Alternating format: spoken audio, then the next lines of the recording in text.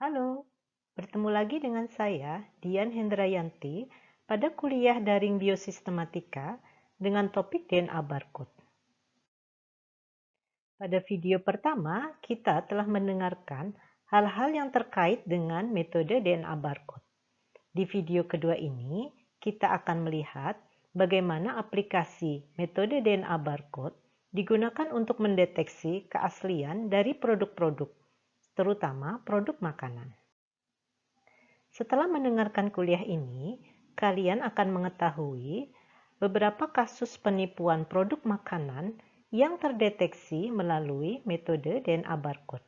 Selain itu, kalian juga akan mengetahui seberapa jauh metode DNA barcode ini dapat digunakan untuk identifikasi spesies.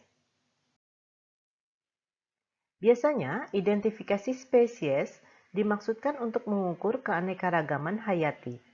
Namun, identifikasi spesies melalui DNA barcode tidak hanya dimaksudkan untuk tujuan tersebut.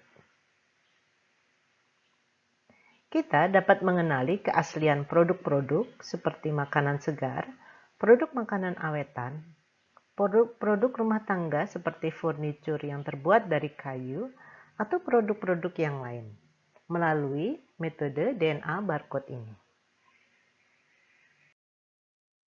Bayangkan kita pergi ke kafe untuk minum kopi, atau pergi ke restoran sushi untuk menikmati hidangan laut yang kita sukai. Menu-menu tertentu memiliki harga yang tidak murah karena kualitasnya, atau karena bahan bakunya tidak selalu tersedia. Tentunya kita ingin mendapatkan hidangan yang sesuai dengan harga yang kita bayar, bukan? Namun, bagaimana kita tahu keaslian produk atau hidangan tersebut? Berbagai kasus penipuan produk dapat kita lihat di media. Beberapa kali kita mendengar rumor bakso terbuat dari daging tikus, bukan? Makanan beku yang di labelnya tertulis ikan dori, ternyata jenis ikan yang lain. Pada bidang ekspor-impor, ikan hiu yang dikemas untuk diekspor, ternyata ikan hiu yang dilindungi. Sebagai konsumen, kita tentu tidak mau dirugikan. Yang lebih penting lagi, tentu kita tidak ingin sumber-sumber biodiversitas kita hilang akibat kepentingan pihak-pihak yang tidak bertanggung jawab. Salah satu cerita terkait dengan deteksi makanan dengan menggunakan metode DNA barcode adalah artikel yang diterbitkan oleh New York Times pada tahun 2008. Dua anak SMA melakukan identifikasi berbagai jenis sushi dari 4 restoran dan 10 toko penjual makanan. Mereka mengirim berbagai jenis sushi itu ke Universitas Guelph di Ontario. Di universitas inilah proyek Barcode of Life Database dimulai. Dari 60 sampel makanan, 54 diantaranya berhasil diidentifikasi. Dari 54 tersebut, 13 sampel ternyata tidak sesuai dengan nama yang tercantum dalam label produknya. Berdasarkan hasil tes, 2 dari 4 restoran terbukti menghidangkan sushi tidak sesuai dengan menu yang ditulis. 6 dari 10 toko makanan menjual produk yang tidak sesuai dengan label dalam kemasan. Produk tuna putih yang dibeli dengan harga $8 teridentifikasi sebagai sejenis ikan mas yang harganya jauh lebih murah. 7 produk ikan yang dilabel sebagai ikan red snapper ternyata teridentifikasi sebagai Acadian redfish yang merupakan spesies dilindungi. Kasus-kasus serupa terjadi pula pada bidang-bidang yang bersinggungan dengan pemanfaatan hewan, tumbuhan, dan mikroba, seperti bidang aquakultur, agrikultur,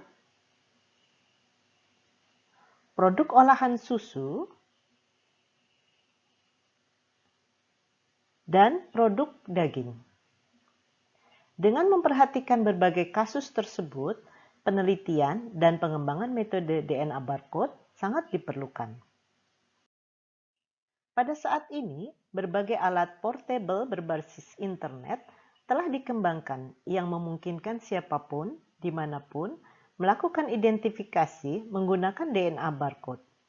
Salah satunya adalah merek Minion yang dikembangkan oleh Oxford Nanopore Technologies.